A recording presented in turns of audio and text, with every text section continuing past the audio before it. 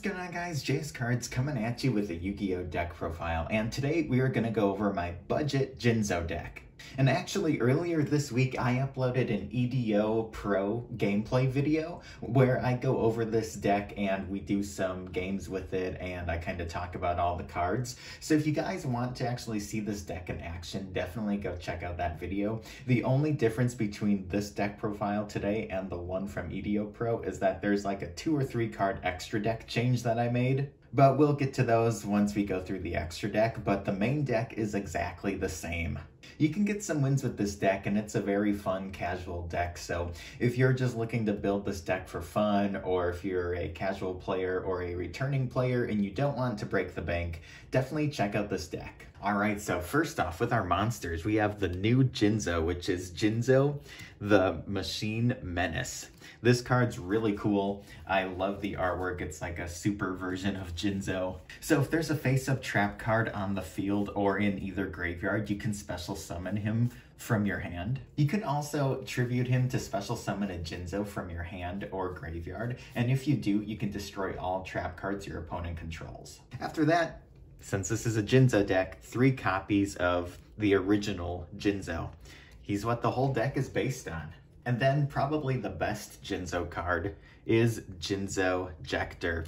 He's your level 4. He's actually pretty good too because he's got 2000 defense. But this card's name is treated as Jinzo while it's on the field or in the graveyard. You contribute this card and then add 1 Jinzo monster from your deck to your hand.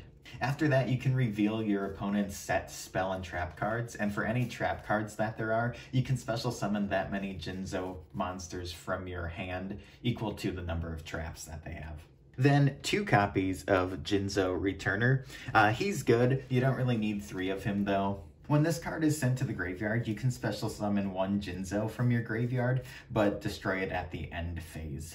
So usually I just use Foolish Burial on this guy if I already have a Jinzo or a Jinzo Jector in the graveyard. And then you can either overlay with it or use it as link material. There's a few different options just depending on what you need to do at that time. And then we play the 1 Jinzo Lord. Just the one of, he's a decent boss monster, 2600 attack. But yeah, you're not really focused on him too much, but he's nice to have as a one of. You can cut this if you want. Then for the support cards, I play 3 copies of Psychic Bounder. If this card is normal or special summoned, you can add 1 Jinzo or 1 spell or trap card that lists Jinzo in the text from your deck to your hand. Also, when another monster you control is attacked by an opponent's monster before damage calculation, you can destroy both the attacking monster and Psychic Bounder. Then I play the 1 Psychic Mega Cyber. I might cut the Jinzo Lord for a second copy of this, but for right now, the 1 copy is nice. It's a level 6, 2200 attack monster. If your opponent controls more spell or trap cards than you do, you can special summon this card from your hand. After that, 2 copies of Summoner Monk. Just a nice card to be able to get your Jinzo Jector out onto the field or even your Psychic Bounder. Then for hand traps, 3 copies of Gamma, and of course, the 1 Driver, and then 3 copies of Effect Veiler. Effect Veiler is honestly my favorite hand trap. It's so cheap, so affordable, and very powerful. It can just get through a lot of things, and you could play impermanence in this deck if you want, but again, this is a budget variant, and trap cards kind of get in the way with it being a Jinzo deck. Alright, for the spell cards, I play 3 copies of Law of the Cosmos. This card's really good, so your opponent can set 1 trap card directly from their hand or deck.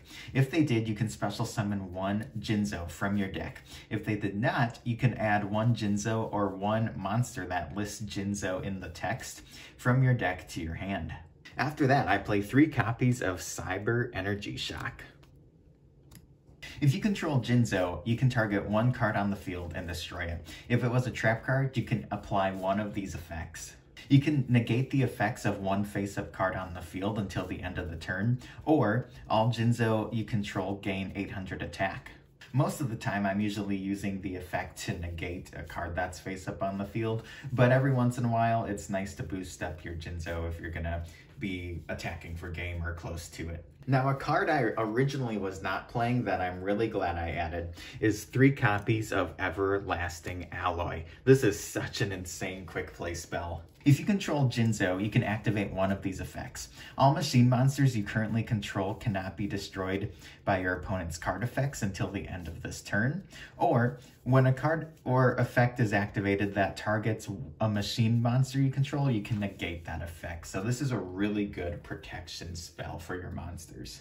Then the rest of the spells are just really solid 1-ofs for this deck. The first one being Reasoning, Monster Reborn, Foolish Burial, Mind Control, and Brain Control, because we want to take our opponent's monsters and use them if we can. And the one Called by the Grave. It does hurt if you get hand trapped, and just having still that 1 copy of Called by the Grave, it's sad, but the 1-of does come in handy. So that is it for the main deck. It's 40 cards. Let's move on to the extra deck. Alright, so for the extra deck, starting off with the Exceed monsters, 2 copies of Jinzo Layered. This is a really cool new Jinzo monster. You can detach 1 material from this card, then target 1 face-up monster your opponent controls and take control of it until the end phase. It cannot activate its effects or declare an attack. If they have an annoying monster that you can't get over, it's just nice to take it away for a turn. After that, 2 copies of Vampire Sheridan, just a really nice rank 6 to have. And then we do play some rank 4s because of our Summoner Monk and our Jinzo Ejectors and stuff like that. We have Exciton Knight, Tornado Dragon, Abyss Dweller, and Bakuska. Now, we are going a little bit old school, but I was not originally playing this in my EDO Pro build, but I am now playing 1 Super Quantal Mech Beast Gram Pulse. This is a really cool rank 3, and now you don't really go into this too often, but I will say sometimes you do just have to overlay your 2 Jinzo returners and go on the defensive with this card. Not only that, but it is good for spell and trap card removal. Now, there are better extra deck cards that you can replace some of these with, but being a budget deck, this is a very powerful Exceed monster. Now, we do play the 1 Omega, since we do have the Gammas. And then for our Link monsters, I play the 1 Underclock Taker, Nightmare Cerberus, and Nightmare Phoenix. I also play the 1 Decode Talker and Borreload Dragon for our boss monsters. So there you guys have it. That is my Jinzo deck. If you enjoyed this video, make sure you hit that like button and subscribe for more. That helps me out a lot. We are nearing 1,000 subscribers. Also, feel free to check out my socials down below, as well as my Discord servers. If you guys want to continue this conversation about Jinzo or Yu-Gi-Oh! In general, or any other hobbies that you may have, consider checking out the Discord server. There's some awesome people in there. It's a great way to talk about things that you're into. Stay tuned for more Yu-Gi-Oh! News, deck profiles, and openings, and I'll catch you guys in the next one. Peace out and have a good one.